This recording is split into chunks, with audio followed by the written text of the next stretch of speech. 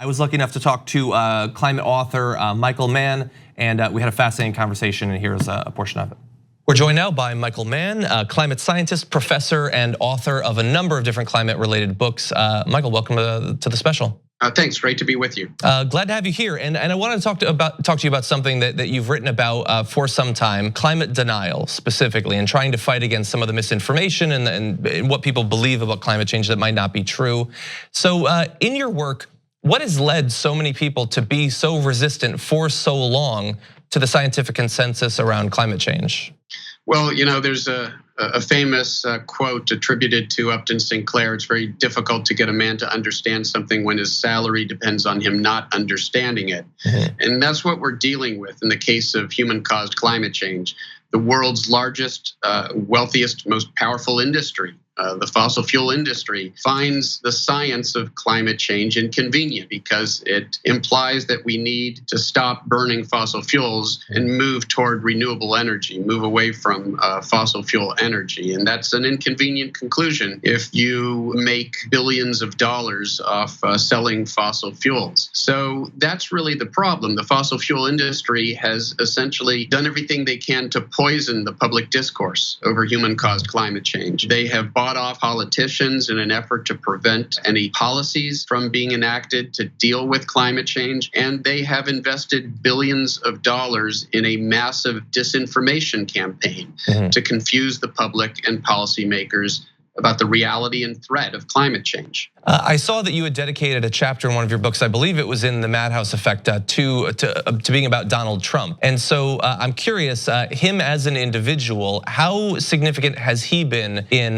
making it more difficult for the US to actually do what we need to do in regard to climate change? Well, how big has his impact been? Yeah, well, his impact, obviously has been big when it comes to our official policy, the official policy of the US government, of the executive branch when it comes to action, climate action. The Trump administration has literally dismantled decades of environmental protections that were put in place by both Republicans and Democratic presidents in the past to deal with a host of environmental problems, including climate change. So the Trump administration is dismantling, the actions that were taken by the Obama administration in the form of the Clean Power Plan and greater fuel efficiency standards for vehicles, things that the previous administration did to help us sort of keep up our end of the bargain in international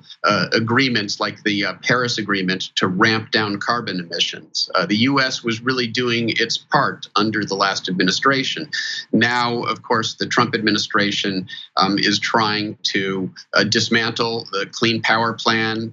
They're trying to eliminate all of the incentives that had been provided for renewable energy, clean energy.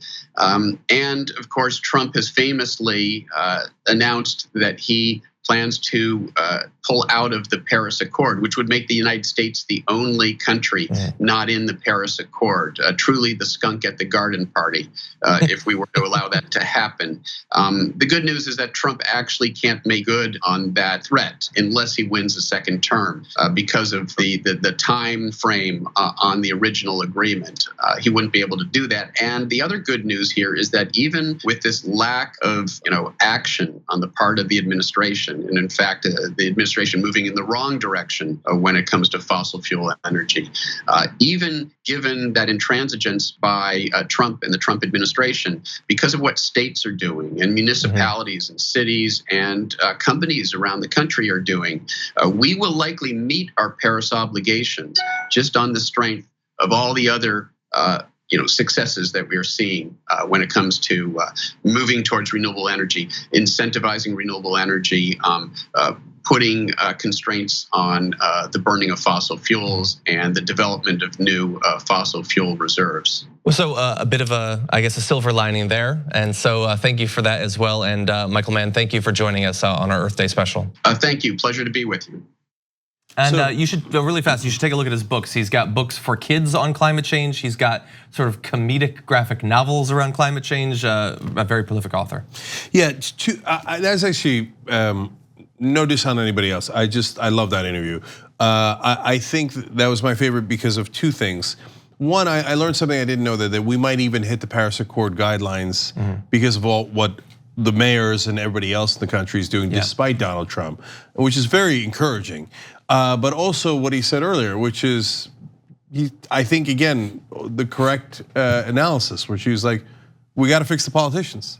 The politicians are the ones that are blocking all the change. And and you guys rolled in pictures of Ted Cruz, and that's right, he's the #1 recipient of energy company money. And Ted Cruz is never going to change his mind. You could show him 199% of the world's scientists telling him one thing, as long as he's got a paycheck telling him something else.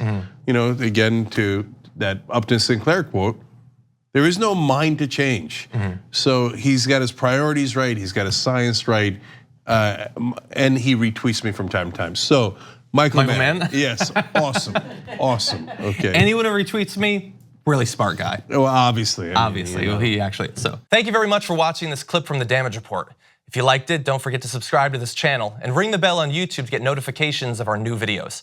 And of course, you can catch the full Damage Report live every weekday at 1 p.m. Eastern, 10 a.m. Pacific on TYT Network on YouTube TV.